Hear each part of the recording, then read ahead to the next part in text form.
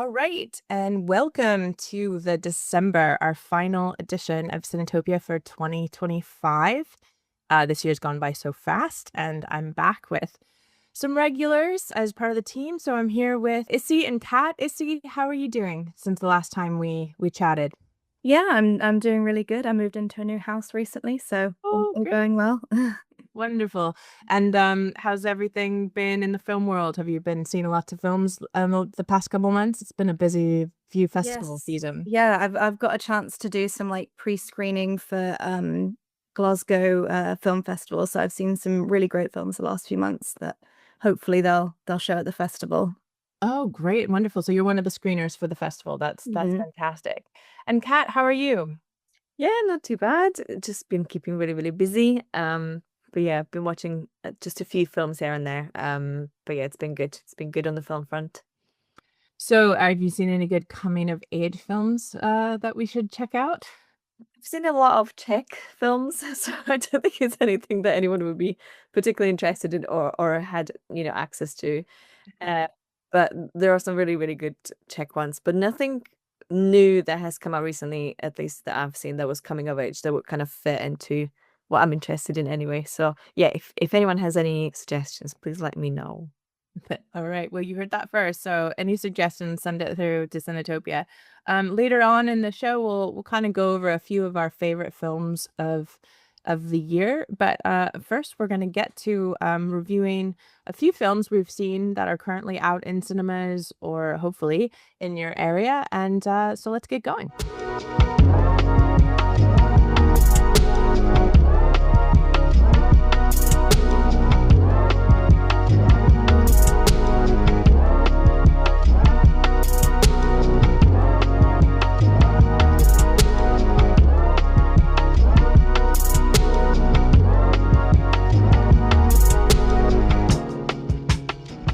Okay, so first up is Kontinental 25, Jude's latest film. And Kat, tell us a little bit about this film. Sure. So very, very briefly, a former athlete turned homeless commits suicide at the beginning of the film when a bailiff or Solia asks him to move out from a basement he has been squatting in. That then triggers a lot of guilt and kind of grief in the bailiff, and she kind of starts to turn to her colleagues and friends and family for support after this traumatic experience. And so the film is very kind of basic in terms of the narrative, but I think it's quite interesting in the way that it plays with the individual characters. References Rossellini's Europat 51. So if you compare the posters, for instance, they're very, very similar. And actually, you can see the poster in one of the scenes when the main character is having a chat. She goes up for a drink with her former student in like a cinema bar, and the poster of Rossellini is actually behind them. So you can see that reference quite clearly there. There's also some thematic references there, which we can talk about in a minute. And in terms of kind of cinematography and how it's being done, I would kind of put it into very kind of, a type of film that's very basic in its cinematography. There's not the quality of the filming isn't particularly great in terms of the camera itself.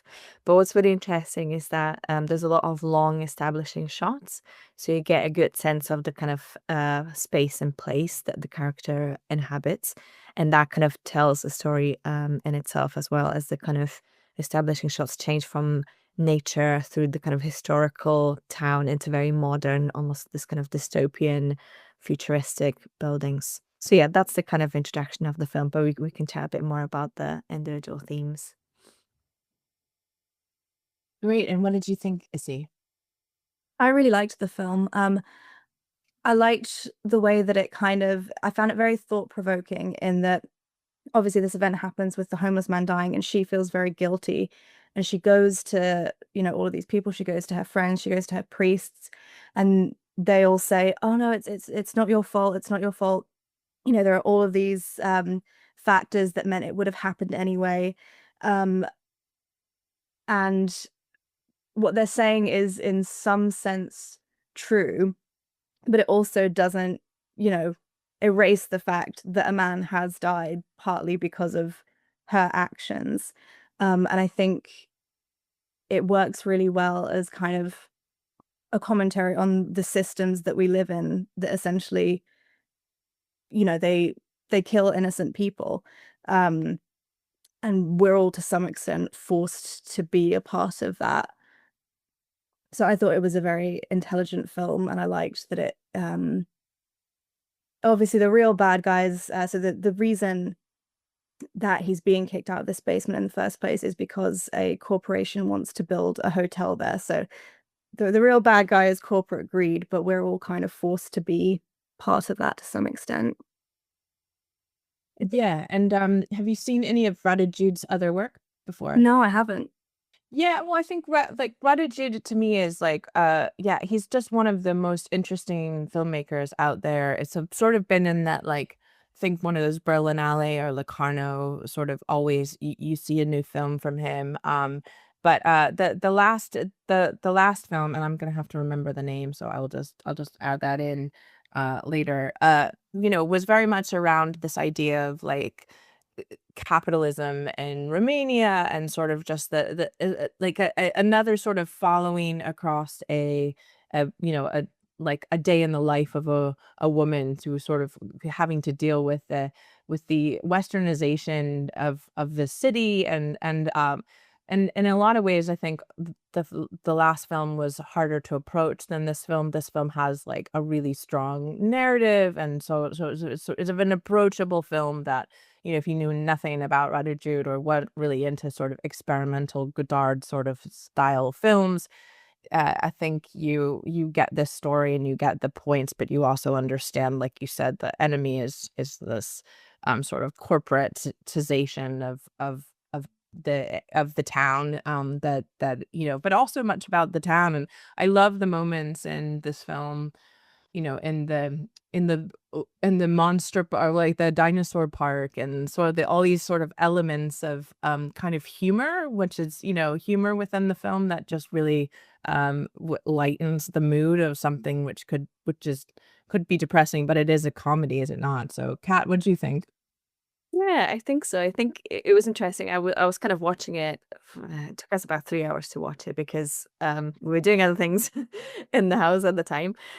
So it felt like it went on forever, but I also thought it started very slow. Like, you know, when you watch the trailer, I think you get a sense of like, this is comedy, this is going to be quite ironic, and like it's going to be quite fun. And I think for that to happen, it takes about half of the film kind of has gone by the time you get to the kind of fun of it. And I think it starts with Orsolia talking to her friend, who addresses the kind of, you know, the whole point of like homelessness and how she approaches it.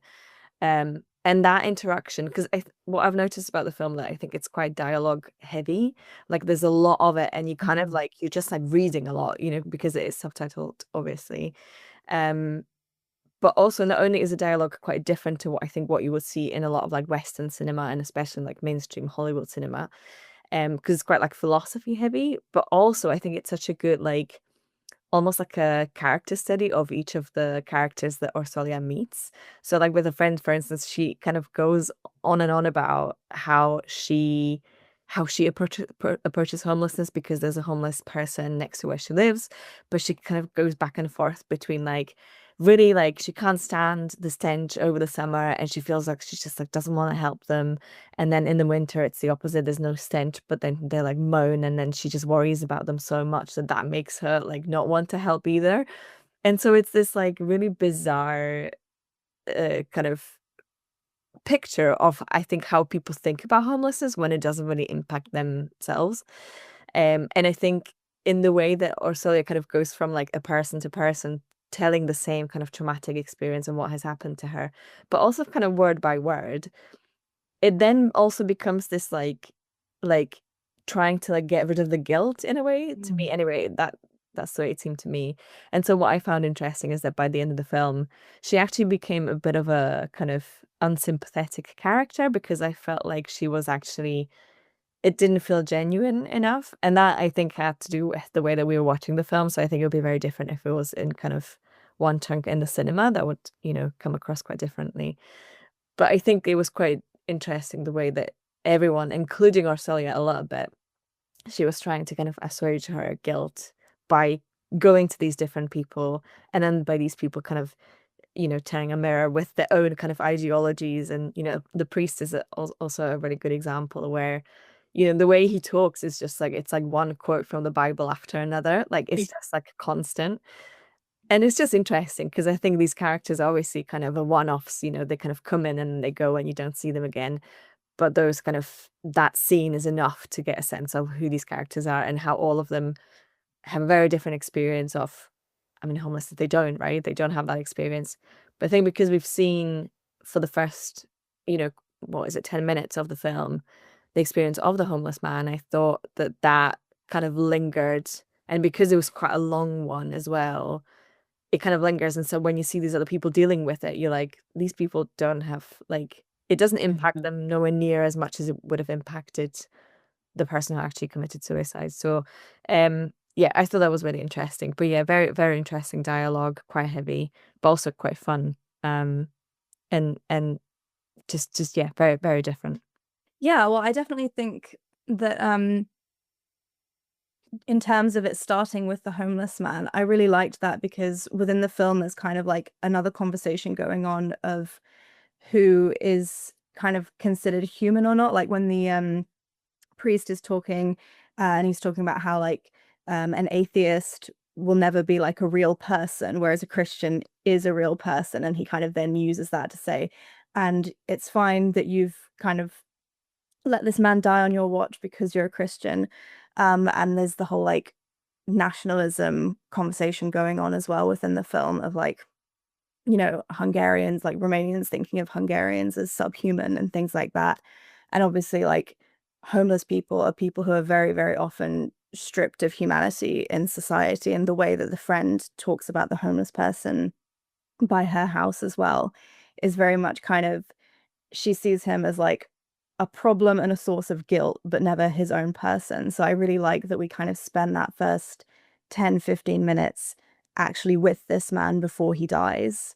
Yeah, absolutely. And I agree with both of you because I saw it originally in Berlin in a cinema, and then I resaw it at home, and I didn't remember the first part being so long. I mean, and spending that kind of time to really engage with who the man was or what his daily life was like before we moved into mostly focusing on Ursula's life, or her following her, so it feels very like that, like I mentioned, do not expect too much from the end of the worlds, which is his previous film. It feels like that kind of picaresque journey, and it's got that kind of uniqueness that sometimes is hard to approach, like in terms of attention and stuff. Like people kind of expect certain points with narratives that, like, oh, we're always going to follow one character, or so, and this plays with that, and which is why I really, really do like it. But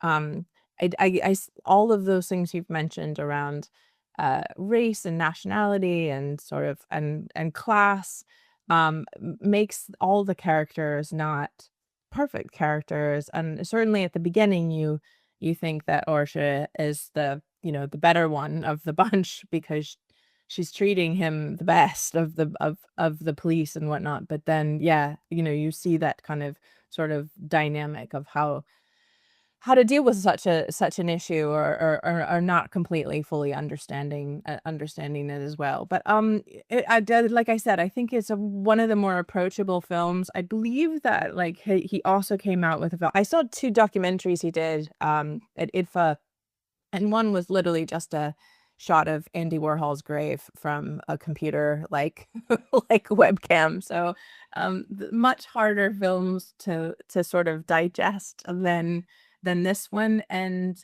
really, yeah, I found it, seeing it twice, really amusing, really entertaining in the way that a film that, yeah, that's unique, and certainly art house is.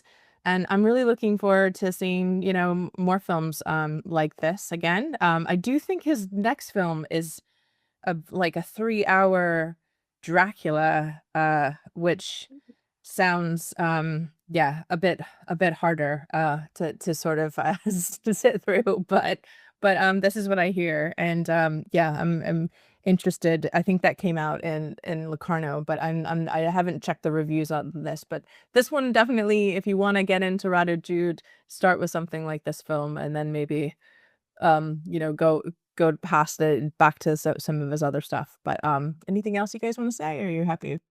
Yeah, no, I was just gonna maybe add a little bit about the kind of cultural complexity that I think is added there, and I really, really enjoy that because I think sometimes it'd be so much easier to like not make Orsolia like ethnically Hungarian, for instance, and just it be like she could just be like Romanian and stuff. But I think that, and I do wonder about this, but I wonder if that made it a bit more, as you say, Amanda, I think it is quite an approachable film, but also maybe that kind of stuff would be more familiar to people who are from like Central Europe or like Eastern Europe. Like to me anyway, it was a nice layer to kind of dig your teeth into a little bit as you were watching it. Like just something else to notice, that like she would speak Hungarian with her mum, and she would switch between Hungarian and Romanian with her family even, depending on what she was saying and stuff. And the fact that I could pick up on that was really nice for me as a kind of viewer who maybe like listens, like hears the difference between the two languages or whatever. And so for me, it was just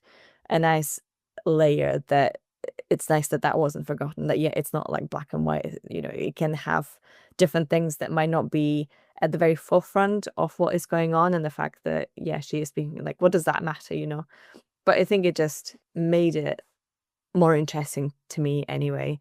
And also the fact that it was quite a kind of, the fact that they set the film very much into like 2025, like it could not be 2019, it could not be like 2021 type of thing, was quite interesting because they were talking about the war in Ukraine, they talked about Putin, they talked about Gaza, they talked, and like all these different things.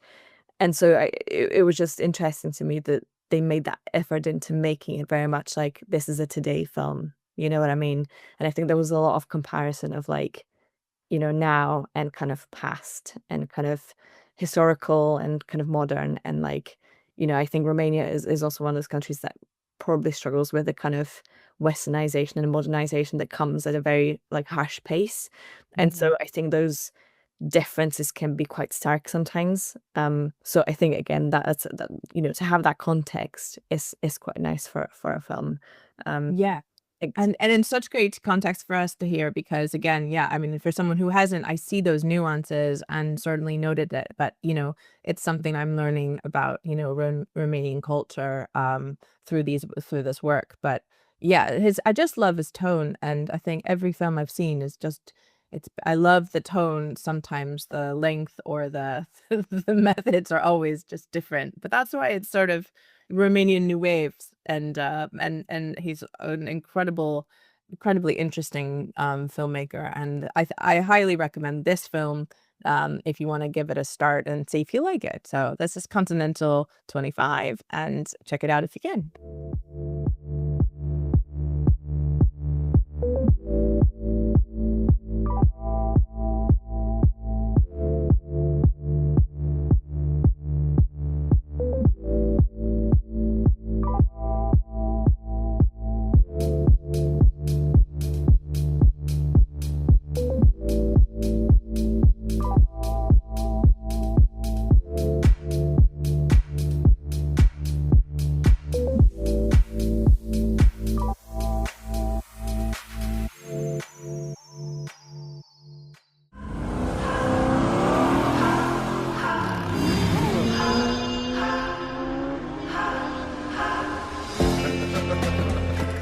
Never been with a biker then?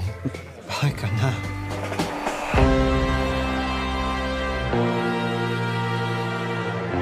What am I gonna do with you?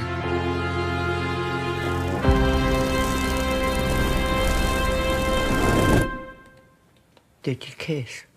I don't think that is any of your business.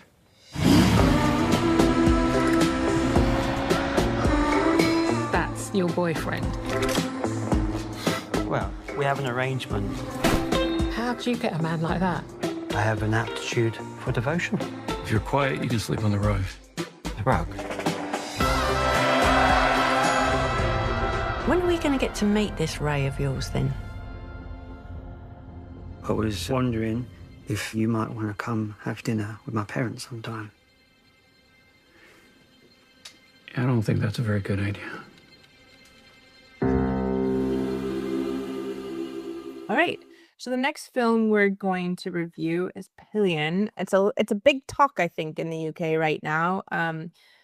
Yeah, but it's all over the place, or at least in Edinburgh, and yes, there's sort of great trailer, as we said in the last podcast. Pillion is a bold and new British debut feature from Harry Lighton, and it's based on a novel called Box Hill by Adam Mars Jones. But I think the actual novel takes place a totally different period of time and whatnot. But the story follows Colin, who is played by Harry Melling, and he's a shy, inexperienced young man, kind of living with his family and sort of in a certain suburb of London, I believe. And then he meets a Ray, who's played by the very tall, very attractive Alexander Skarsgård as Ray. And he's a confident biker guy who seems to be very much involved in sort of the biker culture of and they meet each other in a local pub and sort of go on a date, if you will, but it ends up becoming what is a gay BDSM relationship. And I think the film really deals with Colin sort of learning about sort of his interest and his desire to be in a submissive role in this dominant submissive relationship, but also the dynamics of learning this and who Ray is and who Colin is and I have lots of thoughts to talk about because I really, really did enjoy this film, but also have other feelings about it as well. So but I'd love to hear what you guys think. Well, I really liked this one. I thought that it was a really good I thought it was a very unique film about kink, because I think a lot of the times when you get kink films, they tend to kind of follow a very similar trajectory, whereas this one, I thought it dealt really well with the kind of tension between the fulfillment that Colin is getting out of this like power exchange relationship and the way that it allows him to grow and kind of blossom as a person, but then equally like the innate human need for connection that kind of comes from emotional openness, which Ray does not have at all. So I really liked that about it. And I also really liked Harry Melling's performance. I thought he embodied that kind of like awkward Britishness very, very well, that kind of worked, especially like early in the film when he was had not yet come out of his shell. For sure. I think Harry Melling has this is one of those things, isn't it? You can't ever be right about it, but to me anyway, Harry Melling seems like a very sweet, like he seems to have such a sweet disposition. Mm-hmm. And so like I just couldn't stop thinking that I was just happy for him when I was watching the film. Like every time he had a bit more experience, and especially when he was enjoying it, I was like, oh, I'm just so happy for this cute boy. Like I just can't with him. But in terms of the film itself, I really did enjoy it. I think it was a good example of, because there was such a buzz around it, I did really get excited, and I was kind of going in like, I'm gonna love this film, and it kind of proved itself in that way. And I think the casting was just fantastic. And in terms of the, themes, I think you're right, Izzy, like a lot of the time these types of films tend to kind of follow the same trajectory, but this was different, and I think it was quite unpretentious in what it was, talking about. The only thing that I kind of like kept thinking about after the film was that I looked at different reviews.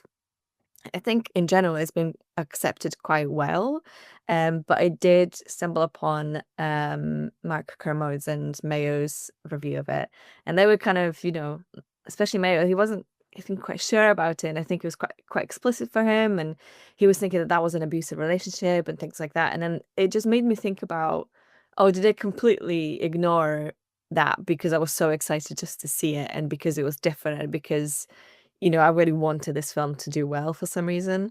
And so, yeah, it just made me kind of wonder about it, and then I keep going back and forth, and I'm like, I don't actually know what I think, whether it was abusive or not. So I'm really keen to hear, Amanda, what you have to say about it. And It's funny that you bring that up because I don't often like to mention Mark Kermode or Peter Bradshaw's like reviews, but I think this one was really particularly useful because I think the one thing that I came out of I really enjoyed, as Issy is saying, this kind of exploration of kink, but exploration of kink in the connection with sort of a British middle class sort of society and sort of how that it's not a world I live in particularly British middle class society outside of London, but also gay BDSM. So there's a curiosity to that. On the other hand, the relationship between Colin and Ray did feel extremely felt hard at some points, and I think it's not something that, whether or not it's my understanding of dominant submissive, but I've also watched and I'm very interested in films around this subject matter. In the case of Secretary, it's probably one of my most favorite films. And also there was Baby Girl earlier this year, which also deals with like more of a different kind of sub-dom sort of relationship. So what I started to think is why is this emotionally avoidant like I think it is a conversation around a very specific relationship in the context of a BDSM, like sort of culture. So, and that to me felt hard because I do feel like he was not being treated very well and many times. And so that plus Secretary, I'm just like starting to be like, again, this is only me seeing these kinds of relationships within the context of cinema. Then I was like, what are all dominant people and like emotionally avoidant? Because this feels like this is becoming a trend. But then when and also from my understanding of Dom sub, like sub has a sense of control that didn't feel resonant, didn't feel like it was happening within this storyline. That was making me feel slightly uncomfortable because he did feel like he had to wrestle with the control that he wanted or the desire that he wanted out of the relationship, and Ray wasn't giving it to him. Or I won't give much away, but like ultimately it's like I didn't know what was going to happen at the end with like there was a moment of foreboding. I didn't know, like there was on a bike and I was like, uh-oh, but anyway, overall, the film is really interesting because of all those things. But I think what you were mentioning about Mark Kermode, I think he seems to have a real understanding of and enjoyment of this genre of BDSM sort of movies. He said that Colin was learning what his role would be as a submissive, and that to me makes sense because it's sort of growing into that, which then again, I think those two films here, it's about a relationship with an emotionally avoidant person, and power dynamics within that. And then there is the relationship, which is around the kink and the submissive and dominant. And they obviously intersect. Any relationship is different, So I thought it was a helpful thing to listen to when I heard that. I think what I really liked about the way the film dealt with Colin and Ray's relationship, because I think you can definitely make an argument that it is an abusive relationship, but I like that because they're part of this like larger gay BDSM biker group, you also see these examples of like much healthier BDSM relationships. So like one of the other dom sub pairs, I can't remember the names of the characters, but the sub was saying that like he doesn't know how Colin copes with never being kissed by Ray because his dom kisses him all the time and things like that. And I think I really liked that comparison between the two relationships to show that there are other avenues and are other ways that this can go. But equally at the same time, like I liked the complexity of Ray and Colin's relationship. I liked that Ray was avoidant and that was a clear problem, but at the same time Colin still found ways to kind of come into himself within that relationship. Mhm. And through doing that, he then was able to get to a point where he could maybe stand up to Ray or say more of what he wanted. And I think also one thing that I picked up on through just like different reviews is that, you know, you have that conversation about consent and how that happens, and the fact that we really haven't seen any of those discussions. And I think sometimes that can be both a good thing and a bad thing, because you assume that that happens. And so I think you don't want to be prescriptive in the way that you like, well, okay, you see them sit down first and have this kind of list of like safe words and all of this thing, and also what the dynamic is, whether it is a relationship, and whether part of the nature of the relationship is that like, yeah, we're not going to kiss because that creates the tension and that brings the pleasure for the sub if that's what they want. But we don't know whether those conversations have happened or not. And I think that's what makes it a lot a bit like, it kind of simplifies it, and that allows for the space for it to be a bit more playful, I think, which that makes the film different. But I think, yeah, I think, Amanda, what you were saying about, you know, is it kind of like how does the dynamic work? And I think even with what you were saying is it just now, I think for Colin, it is really a good learning experience, whether it's through directly, you know, with his relationship with Ray, but also by being part of this group, he sees that like other things are possible, and that, yeah, maybe he starts to question, maybe this is not what I want, you know, and like, and what I noticed as well is that like after the first kind of date that they have together with Ray, Colin just goes for it. There's no like, oh, what is this? You know, like this kind of like, it's like, you know, he's gay. Like he knows what's up. You know, it's not like he's like inexperienced, but he's not like living in a shell type of thing, you know. And so I like that Colin is just like, yeah, I'm just gonna go with it and see what happens. And I think because that seems to be his kind of character trait, that kind of saves him in the end, and that he's able to be like, yeah, I'm just gonna now find what it is that I really want to do. But I think also it makes the it allows for this for the space for this relationship to not be perfect, or like for Ray to not be perfect, you know. He might just be a type of dumb dude that like he might never want to kiss, and that's part of the way that he wants that dynamic to work, and that's probably okay. So then I think, yeah, because there's so much unseen and unknown and untold, it's difficult to assess whether it is abusive, or, you know, whether like Ray is emotionally unavailable. It's like, yeah, maybe he is, but we don't really know, because like we only see him as his dumb persona. We don't actually know him, you know. So yeah, but I think it's nice to have that without like everything. Like I'd rather have that than it being completely prescriptive, and then you can get things very wrong, I think. Yeah. Yeah, I think it is a film that has, so yeah, I think it's a really great character study regardless, and I think that's what makes it so special as a film. And because I do think I learned a lot about Ray and I actually think, you know, both I mean, Harry Melling and Alexander Skarsgård, they're just like, they were incredible performances, you know, taking this story on. And I really, really kind of understood both of their, you know, their, well, I wouldn't say needs, but I just understood like where they were coming from. And there was a point where you kind of saw Ray crack, and it was quite beautiful. It was also quite beautiful to see how the relationship grew.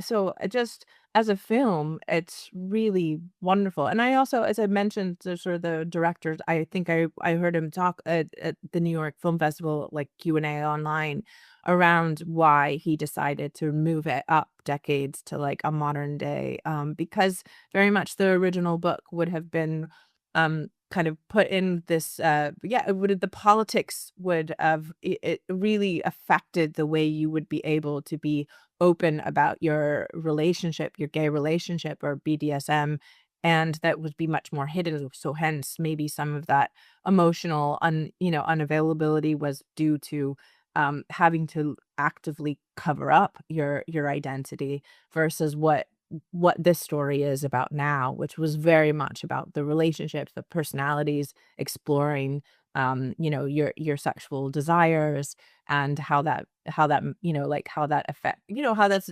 relational, like to every person you're with.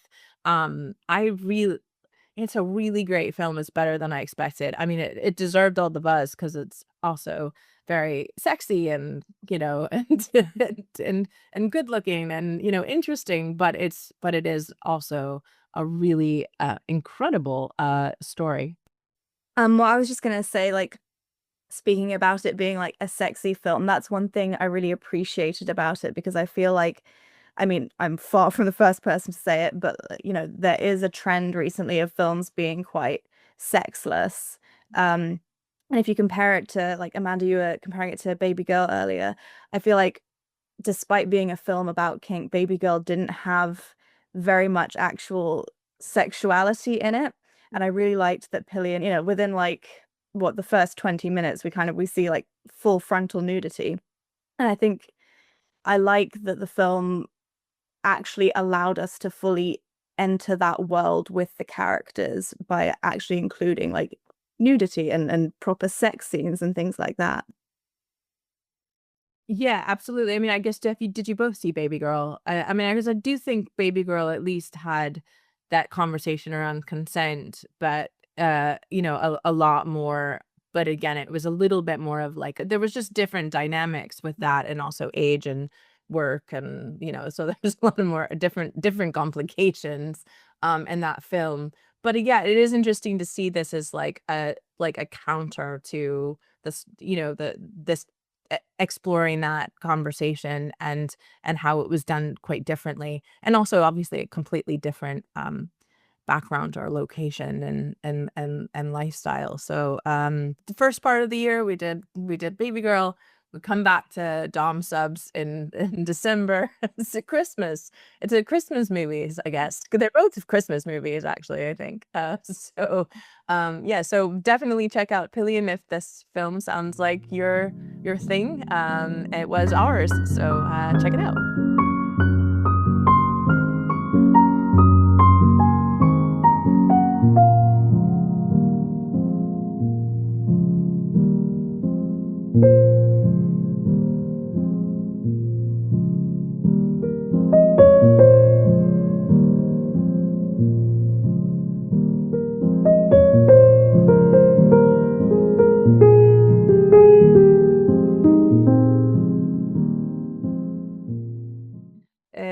Kat, you went to see Alpha for us all. To tell us. Well, I missed it, unfortunately, but wanted to see a follow up for Julie Ducournau's After Titan. Tell us a little bit about this film and why people should see it or not. Will do. So, as I was saying off record to Amanda and Izzy, I did not expect to see this film. I was expecting a different film from 2018 called Alpha as well. So I think it's important to know, at least I think it really made a difference that I really didn't know anything about the film going in. Like absolutely nothing, what genre, like nothing. And I think it worked. It was better that way. So yes, Alpha was directed by Julia Ducournau, as you said, Amanda. We're basically introduced to Alpha, who's the main character, who's a kind of rebellious young teenager who comes home from a party with a tattoo. When her mother gets angry with Alpha, is Alpha is still kind of reeling from the drinks and the drugs potentially from the party. We are immediately aware that something's off, that there's something more to the story and to the anger that the mother is experiencing. She's also a doctor, her mother, and so we know that something is off. So the problem isn't just that Alpha got a tattoo. The problem is that the needles that they used were dirty and she has to go and get a shot. But we also kind of happen to find ourselves in this alternate world or reality that's kind of based in the 1990s, with talents kind of going up and down, depending on where we are in the film. But there is a pandemic happening of this untreatable disease which turns people into marble, and it's contracted through blood. So that's kind of the main context of the film. And obviously there is some parallels to the AIDS pandemic, and without, I think, making it necessarily central to the theme. I think it's kind of in the background, but I don't think the film is about that necessarily. It kind of just provided this kind of subtext for Alpha and her mother's relationship. What's interesting about the disease is that it is portrayed as something very beautiful, actually, because people turn into marble. So in a way, it's not scary in that way. It's scary in this bizarrely beautiful way. And it also kind of elevates the whole story to this kind of light sci-fi genre, because you don't know quite like how it happened, you don't quite know what it is. But I think it makes it then again, like, allows a space for it to be more about the relationship rather than about the disease. And so I think it kind of keeps you engaged. To also complicate Alpha's and her mother's relationship, Amin, Alpha's uncle, comes into the story, and he kind of moves in with them for a little bit, which then just puts a lot more pressure on Alpha and her mother's relationship, with kind of Alpha's mother worrying about her having contracted the disease, but also as a result of potentially getting the disease, Alpha gets bullied in school. So then that's a really big one in the film as well. So it is really through the kind of, Amin as the character who comes in and kind of disrupts the relationship. It's interesting because as someone who experienced addiction, he really is a good example. Kind of the film demonstrates quite well through him how addiction can have like this huge toll on the entire family, and what that kind of looks like. And obviously you have all of this happening with the background of this kind of pandemic happening. So I think you always get this sense of like intensity throughout the film. There's always something happening. There's kind of drugs, and Alpha is really, really struggling, and her mother is also kind of at the end of her tether. And so I think you never know what's going to happen next. I think though, in terms of the timeline of the story, the film opens up with a scene between Amin and Alpha, and it kind of finishes with the same scene. But Alpha is her current Alpha at the end, whereas at the beginning she's her young girl, a child age. And so you kind of sometimes I think it's a bit confusing as to what it is, like what timeline you're in and whether things are actually true or real for the characters. So it is kind of difficult whether Alpha and her mother are reimagining or kind of imagining traumatic scenes from their lives, and in order to cope with them, they have this kind of character of Amin who's representing something. So I think for Alpha, he's this sort of like spiritual guardian angel almost, who's not particularly reliable because he does, he does have experience with drugs. Whereas I think for Alpha's mother, he's more this kind of almost like mythical, potentially a ghost character. So yeah, without like going into the film without having any kind of information about it, I think the unresolved mysteries and chronologies that kind of feed into each other and make this sort of loop has actually made it really, really interesting. And for somebody who hates horror, this was actually okay. So so it felt like there was so much mystery that you left the film feeling like you wanted to find out, but you knew that you couldn't possibly. Like, there's no right answer, I think. And I wonder if that maybe the director has the right answers, but you kind of don't know where you're at, what you're left with by the time it finishes. And I really enjoyed it. I think it just kind of was quite like a visceral experience seeing it. There were a few like inconsistencies, I think, and then when I was reading the reviews, I know that Julia has made other films like Raw or Titan, which I know were quite successful, and so reviewers tend to say that this latest film wasn't maybe as successful because of the narrative. I think is quite confusing and things, but again, depending on your expectations, I think it is worth a watch. Like one of the inconsistencies, for instance, is that Alpha, I think, is kind of set up as this like rebellious character. She goes to this party and gets a tattoo, but then she doesn't really she doesn't end up being rebellious. She's just kind of a kid who kind of seems to struggle a lot and we don't quite know why. But again, I think that kind of stuff would come up upon reflection rather than as you're watching the film itself. Cinematically, I think it's beautiful. It's just like from the kind of marbled bodies to this kind of heavy orange dust that's all around outside, and it's really windy all the time. It's really cinematically pleasing. And yeah, I think Julia did I know that she's quite a visual director anyway, so yeah, that definitely came through in this film too. And then one of the kind of really amazing scenes that also come to mind is that when Alpha hurts her head in the swimming pool at school, and as soon as the kids find out that there's blood in the pool, and obviously because it's the disease that she might have or might not have is contagious, all the kids freak out and they start to try and swim away from the pool. And the way that that's shot, where kind of Alpha is just in the middle of the pool in like a pool of blood, and all the kids are just like trying to swim away from her, I think just really captures the kind of isolation that Alpha is going through, both at school, but also as this kind of child that maybe doesn't have a dad, and she also only has her mum, and is also dealing with her uncle as well. So overall, I really enjoyed it. I would recommend it just for like a film that's quite different again from anything else that I would have seen. But yeah, if you're looking for like a narratively wrapped film with like a bow on top, that's not it.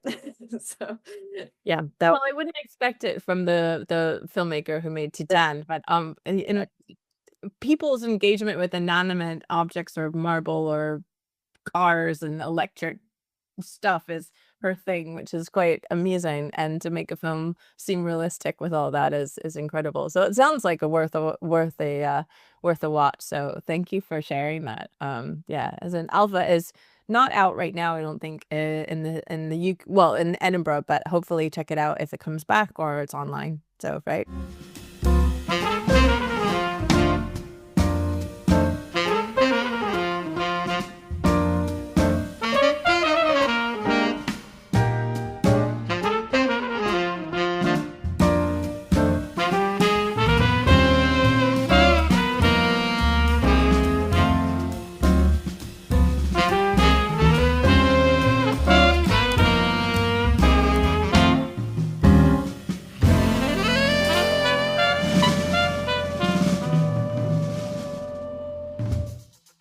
You must be the lady I've been hearing so much about.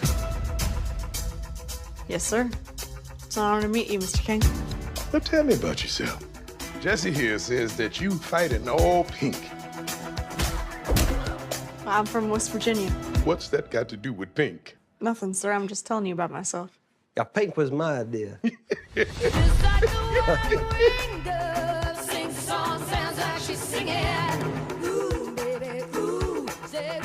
I think I found my thing. I bet most people go their entire lives and they don't even know what their thing is. You the world champion right now. You think you what makes the world turn. But one day you're gonna wake up and realize that it turns just fine without you.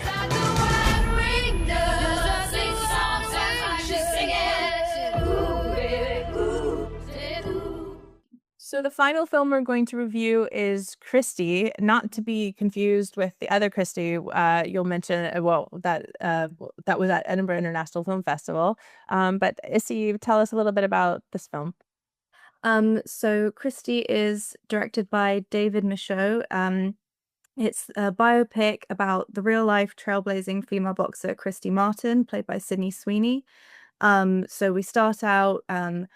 she's a young adult in West Virginia. She plays basketball. She competes in small boxing fights for fun. And she's got a girlfriend that her family very much does not approve of. And once she kind of realizes that she's good at boxing, she gets signed up to with a trainer called Jim Martin, with whom she begins a relationship with. And he kind of forces her to cut her girlfriend out of her life, basically. She catapults to fame. She kind of puts women's boxing on the map. But as this happens, we see that like her relationship with Jim becomes very abusive over time, and ultimately he ends up trying to murder her. And this happened to the real Christy Martin as well. I went into this film completely blind. I had no idea about the real Christy Martin or what happened to her. And yeah, I found it definitely wasn't what I expected. So I'll talk about that in a second. But Amanda, what did you think of Christy? Yeah, I had the same situation. I had no idea about the story. I guess I did maybe assumed it was a true life story. So I started to get excited because I love films filmed in Florida when they went down to Daytona Beach, and like their expectations of Daytona Beach was what Daytona Beach is, because it's not what everyone thinks it is. It's not, it's like highways, and yeah, it's not the gorgeous beaches. It's not bad, but but then they ended up in Apopka, Florida, which has very, very close to where I live when I live in Florida. So I thought that was I think the story did take me because in ways, because I didn't know what was going to happen. So there's a very particular moment where Christy is it does, I guess I'm giving it away, but near killed by her husband, and I was shocked, and I was quite shocked, and quite had no idea where the film was going to go. So I think just the actual story of Christy was new to me, and so I found her story interesting. We were talking about abusive relationships. This is certainly a story about an abusive relationship, and absolutely horrible thing to have happened to someone, and really quite uncomfortable. I do think the performances in the film, were good. And I think one of the things that we talked about, and a couple months ago with Die My Love, is that I don't, or I had maybe separately off of the podcast, is that I didn't feel like that Jennifer Lawrence fell into the character in terms of hair and makeup, and and sort of set and whatnot.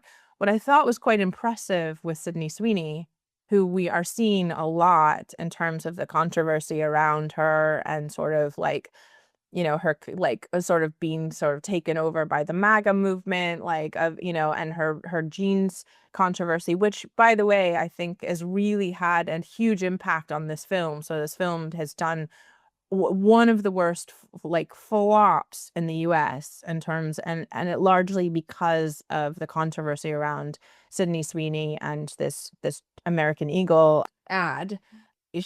Sydney Sweeney falls into this into the character in a way that I thought actually did quite well. And I have heard other people say this, so this is me parroting slightly what other people have reviewed about. I think the film is almost built for Sydney Sweeney's performance. So this is filmed to kind of highlight Sydney Sweeney as a good performer. Perhaps like, will she get a nomination for an award or something like that? I think that the film feels like that's the main driving force. It's the story of Christy Martin, and it's Sydney Sweeney's film. She did a great job, playing that character. The rest of the film is a biopic. It's a biopic about a very interesting woman who survived a really terrible thing. But other than that, I would say a relatively basic film. But yeah, I'm curious what you think as well. Yeah, I largely agree. Like I went into it kind of expecting it to be really bad, because I had heard like how badly it flopped in the US, and like I don't know if we know how well or badly it's doing in the UK yet, but certainly like the screen that I went into, I think there was me and 4 other people in there, and it was like, a 200 seat cinema screen or something. So no one went to see it. And actually it wasn't nearly as bad as I thought it was going to be.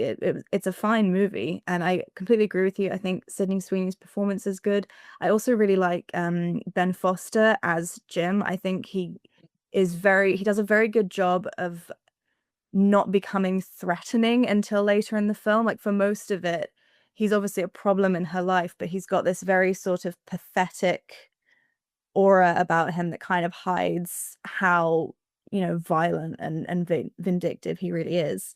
And I think, yeah, I completely agree. It's quite a generic biopic, to be honest. And especially because I'm not that interested in boxing, it didn't massively grab me from that perspective. But once we get to, when the abuse really hits and he does actually try and kill her, that was a very, very, like, as you said, like, shocking scene.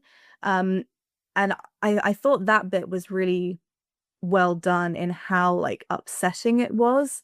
I don't know if this is, like, going into too much detail, but, like, when she does get stabbed, there's this horrible, like, gurgling sound every time she breathes, and I've never heard that in a film. I've never, like, heard a film do that with the sound when someone gets stabbed, and I found that very difficult to stomach, and I think, I could definitely see people saying that maybe that scene was a bit too much, but I definitely found it, like, very powerful, and I think that was kind of the standout moment of the movie for me. I would agree. And I guess again, because I didn't know anything about Christie's.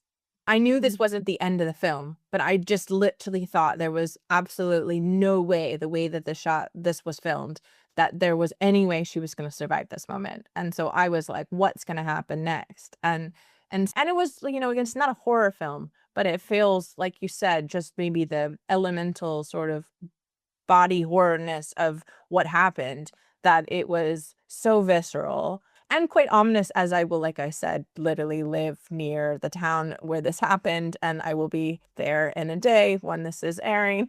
So maybe I'm never gonna look at Apopka, Florida the same. And I'm not sure Apopka, Florida appreciates that's the one time it's ever been on film, probably. But it really, yeah, it was not, and I think, again, going back to this problem with, and not to say I don't know enough about Sydney Sweeney's response to the controversy and all of the things that sort of have come out of that controversy. I really can't speak to that too much, other than it's, it is not good. And it's very interesting that this film is very much a film, which doesn't correlate a conversation with the people who kind of took to Sydney Sweeney's MAGA movement, right? So the MAGA movement sort of took over, like, taking on Sydney Sweeney as kind of like a spokesperson, or a person they admire, and then this film very much doesn't fall in line with their values. So it's certainly why it's a really terrible, whatever decisions were made, like, it's a really hard sort of marketing ploy to tell this really interesting. It is an interesting story about a really interesting woman, and I think it's important that she did put boxing on the map, and we hear her story, and it isn't, like, it's an approachable film, so people who, it's not a Radu Jude film, it's like something you can watch. Yeah, like, everybody will understand the story, but it wasn't as bad, like you said, as I sort of expected it to be, because of such a terrible launch of the film. And it is baffling why, yeah, right before a film about a lesbian boxer, that kind of talks about, like, abuse against women and stuff, before the release of that film, she would kind of, I mean, she's kind of backpedaled now, but only barely, and just kind of gone, I don't like division, which isn't really saying very much. Yeah. But I wonder, maybe they were thinking, because Christy Martin for, like, a long time had kind of like an anti-feminist persona, maybe that's why they thought the MAGA crowd might enjoy the film. But definitely very, very baffling, very poor choice. Yeah, I couldn't see why. Yeah, I mean, ultimately, it is, it is a true story, and unfortunately, what Christy had to go through in terms of her own family, like, like her mother, the relationship between her mother and Christy is so sad, is so horrible, and it really feels so claustrophobic, in the sense of a woman, not having control over, in terms of finances, in terms of, the sport, how you can make money, in a sport like that, who dictates that stuff. It really does bring up these really awful realities of, of that. I mean, again, not to say that Christy, by sort of, like you said, being a personality that would kind of rejected, feminism and what was positive, but this is her story, and she tells that through her own memoir and her life and how I would also make one note that I thought it was interesting. Katie O'Brien plays sort of her other rival, and then ultimately, somebody that like they end up being together at the end, or like having a nice relationship, but like their first day was a rival. And Katie was in the Love Lies Bleeding, which I don't know if you saw, but Oh, yes, I another did. like absolutely fantastic film around lesbian relationships and also bodybuilding instead of boxing, but like, and yeah, so I thought it was an interesting it was an interesting choice in casting, but also I thought she did a great job as well. So Yeah, I completely agree. I didn't make that connection at all, but I think it's, yeah, nice to kind of tie together this, like, much more kind of like, I guess in some ways you could say Love Lies Bleeding is a more joyful yeah. lesbian film, whereas like Christy, obviously there's a lot more hardships that she has to go through to get to that relationship at the end. And also kind of supernatural. And I mean, I really liked Love Lies Bleeding. So I think it's a totally different film, but it was an interesting choice because she was such an important, she was not the lead, but well, she was like the co-lead in that film as well. So, but yeah, I really liked her in this film as well. So Christy, yeah, it's an interesting film, and yeah, you check it out if you'd like, if it sounds like a film you want to check out.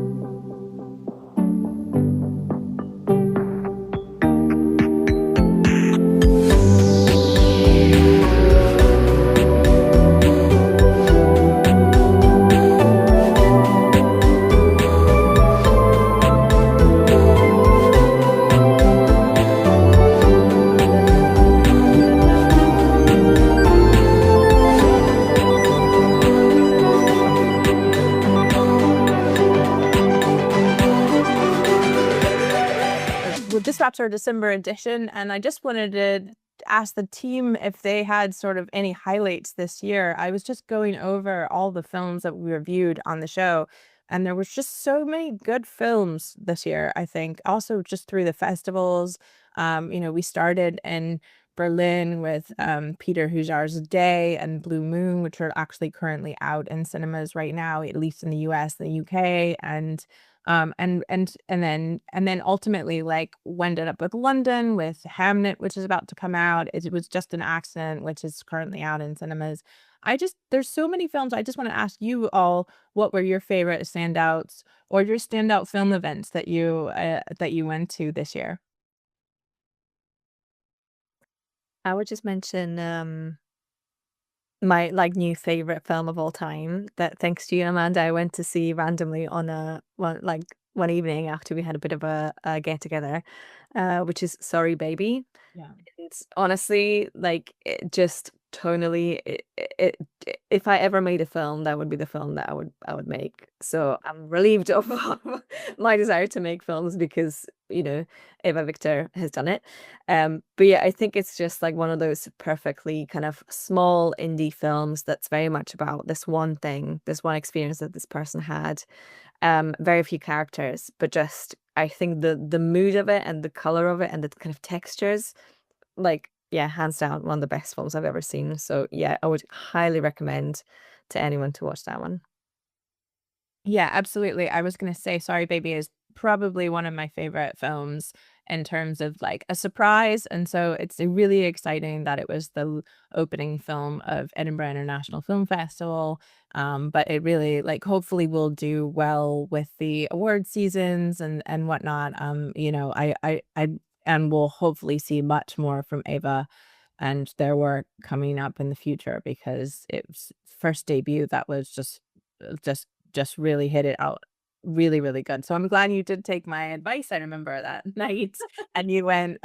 I pulled you away from. I forgot what other film you wanted to see, but I was like, oh no, I would wait and go to that one, or get over there now because that's much better than that one. But Issy, how about you? Well, I agree. I really loved Sorry Baby. I really loved like the kind of the female friendship at the core of that film. I felt like that was such a beautiful relationship. Um, Other favorite films this year, I really loved Sinners. I loved just how musical the film was, and like that the dance scene where you see all the kind of like future and past generations all together, and the scene with like the rocky road to Dublin as well. It was just such a good film. And I think my other favorite of this year, um, is not the Christy that we're reviewing in this episode, but the Christy that showed at the Edinburgh International Film Festival, the social realist film about the Irish boy. I really liked that one, and I was surprised by how much I liked it because I often find social realism quite depressing, but I felt like that was one of kind of the warmest films I've seen this year. Like there was so much love between all of the characters in it that I came away with just like a very full heart after watching that film. Yeah, I'm sad I missed that at the film festival as well because I've heard quite a lot of people say how good that film was, and so I will definitely want to check that out. Yeah, different Christy, but yeah, it was also confusing too when I keep seeing them in different film festivals. Christy, which one is it? But yeah, no, I think and Sinners was fantastic. I will go give a shout out to the mastermind for me. I don't know what it is about this film, but I just like it was one of my favorites. It was so fun and cool, and Kelly Reichardt just did it again for me. But yeah, I mean, so many incredible films, and then documentary wise, we got to show Mistress Speller, and I'm still thinking about that film, and I'm really happy we got to show that film. But I also would say too, Scotland really had a moment this year because we had On Falling, which Laura Carrera, Edinburgh-based filmmaker, really did the rounds all over, from TIFF last year to going, and it is a really, really good film, and it won the the Scottish BAFTA recently, but is really done well in terms of other awards and going all around different film festivals and winning awards. And it's an incredible film, and it's a local filmmaker, a local story, and it's such an important. When you talk about social realist, talk about the gig economy, but like a new way of